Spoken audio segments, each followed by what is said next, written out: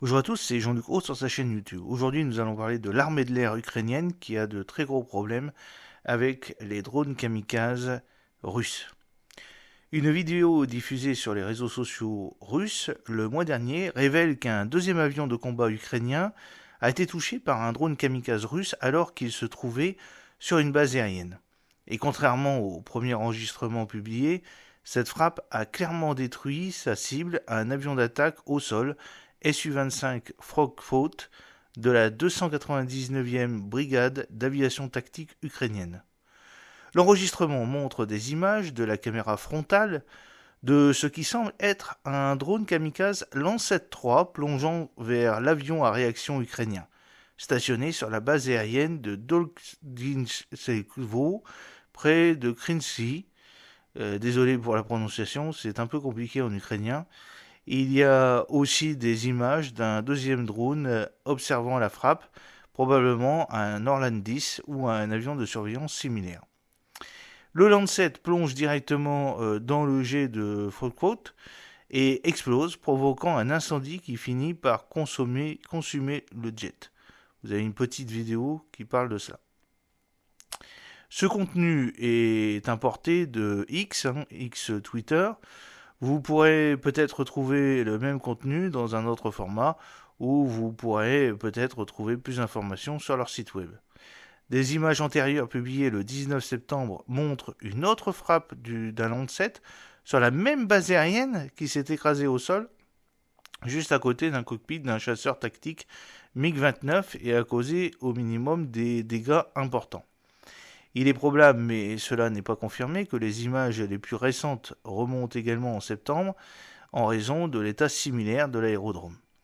En effet, le 11 septembre, les médias russes ont affirmé que ces forces aérospatiales avaient détruit 2 MiG-29 et 3 Su-25 ukrainiens sur cette même base aérienne. Même si les affirmations de la Russie sont généralement exagérées, cette affirmation particulière pourrait faire référence à cet incident. Si concrètement à une hypothèse ci-dessus, les nouvelles images proviennent d'une frappe distincte en octobre, cela représenterait un échec plus grave de l'armée de l'air ukrainienne à s'adapter à l'attaque initiale.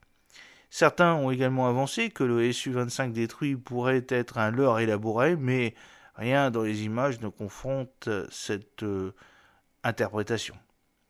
Les drones kamikazes russes Lancet 3 et les drones de surveillance Orlan 10 donc combattent généralement en équipe sur la ligne de front. Les Orlan 10 à plus longue endurance aident à localiser les cibles et les Lancet à courte portée peuvent attaquer puis rôder pour observer l'attaque et évaluer les dommages causés à la cible. Les Orlan 10 pourront également servir de relais pour étendre la portée de télécommande des drones Lancet.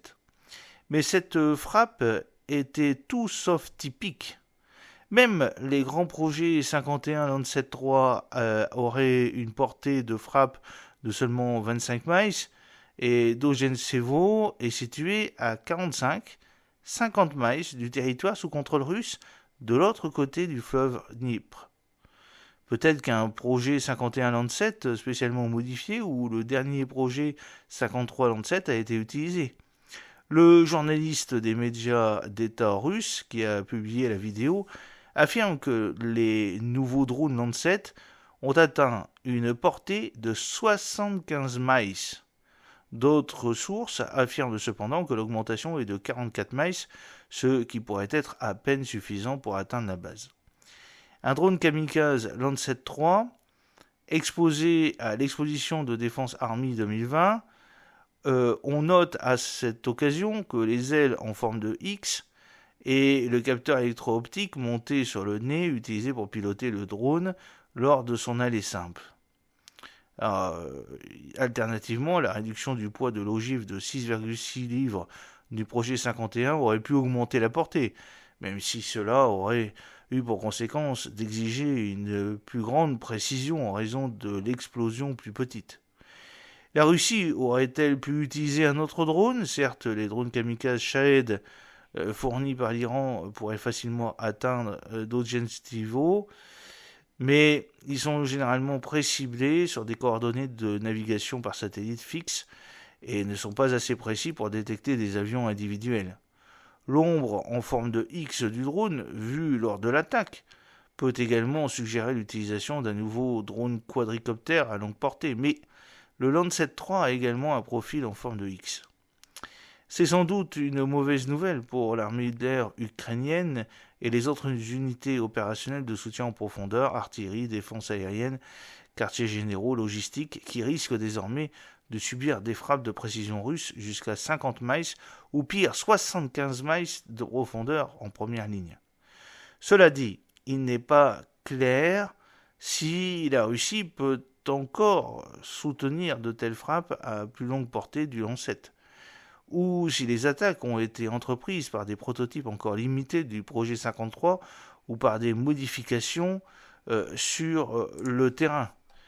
Tout cela est à confirmer, mais tout ce qu'on peut savoir, c'est que le Sukhoi 25 Su-25 Fokkott détruit, également connu sous le nom de Grach, c'est-à-dire Rock, est un avion d'attaque au sol blindé de construction soviétique doté d'un grand canon Gatling de 30 mm destiné à soutenir les troupes terrestres de première ligne. Bien que similaire sur le plan conceptuel au A-10 Thunderbolt de l'US Air Force, le Fokkott est plus léger et plus rapide. Il s'appuie également généralement sur des bombes et des roquettes non guidées plutôt que sur des missiles anti-chars guidés Hellfire de la 10. La 299e brigade tactique comptait avant la guerre 19 Sukhoi 25 à monoplace et 5 entraîneurs Sukhoi 25 UBM biplace capables de combattre avec une quinzaine de Sukhoi 25 supplémentaires en stock.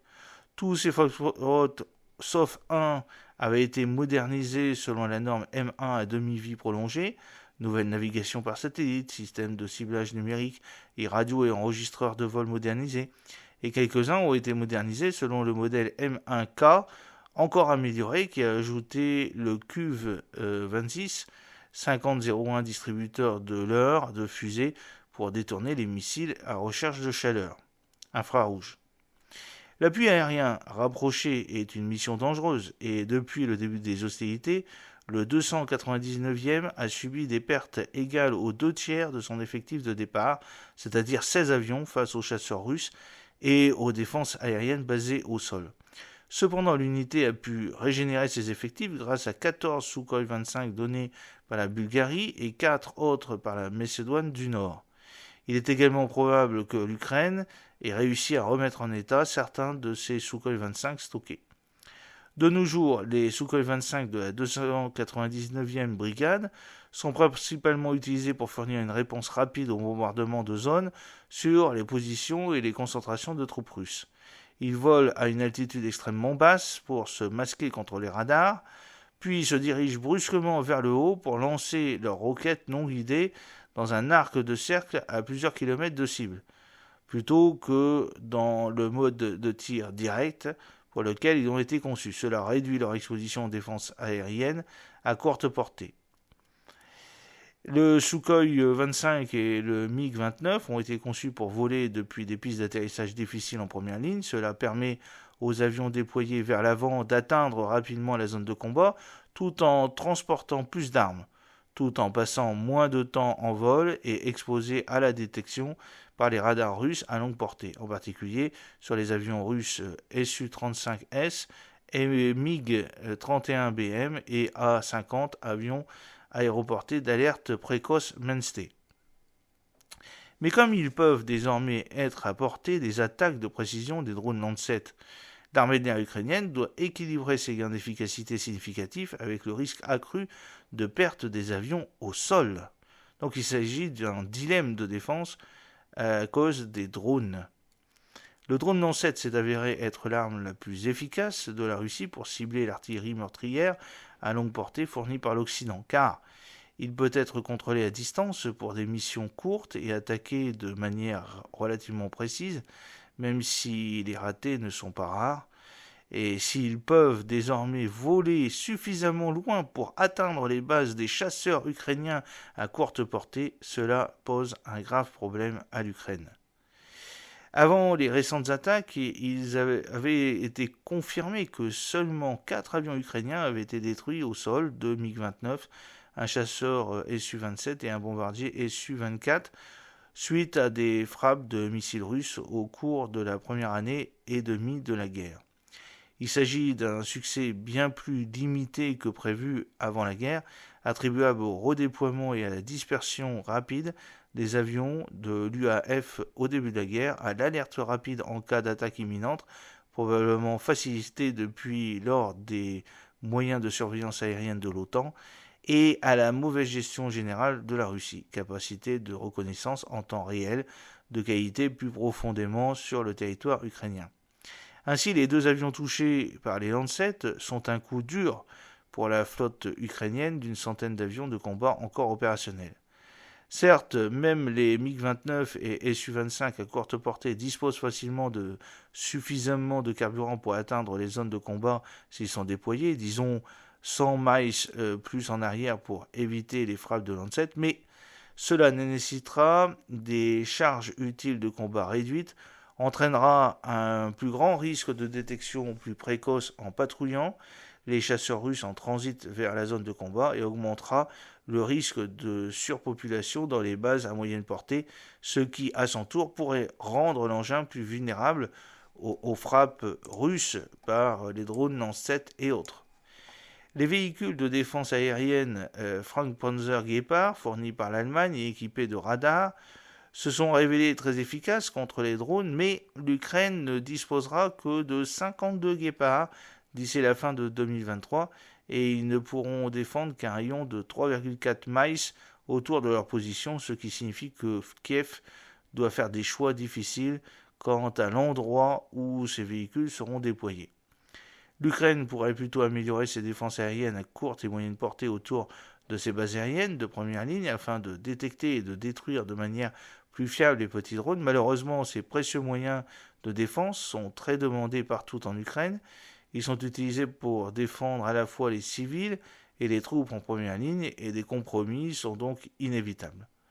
En outre, les défenses contre les cibles aussi petites n'ont jamais été infaillibles car les cibles peuvent être difficiles à détecter. L'Ukraine pourrait également veiller à ce que les avions stationnés soient camouflés ou dissimulés dans des hangars ou déployer des leurres pour absorber les attaques russes supplémentaires, même si les parapluies ou les filets aériens pourraient masquer la position exacte d'un avion et déclencher prématurément les fusibles des ogives à charge creuse utilisés dans de nombreux drones kamikazes russes. Comme il semble probable, bien qu'encore incertain, que l'attaque contre le Su-25 ait également eu lieu en septembre, l'Ukraine a peut-être déjà pris des contre-mesures pour éviter une répétition de cet incident. L'efficacité de ces contre-mesures et la mesure dans laquelle les Lancet à portée améliorée sont disponibles détermineront si ces frappes réussies s'avéreront être un événement ponctuel ou si elles continueront de faire payer des ravages sur la flotte opérationnelle de l'armée de l'air ukrainienne. J'espère que cette petite vidéo vous a plu. N'oubliez pas de cliquer sur le pouce pour la promouvoir, de vous abonner si ce n'est pas encore fait et de partager cette vidéo sur vos réseaux sociaux. A très bientôt, fidèlement, Jean-Luc O.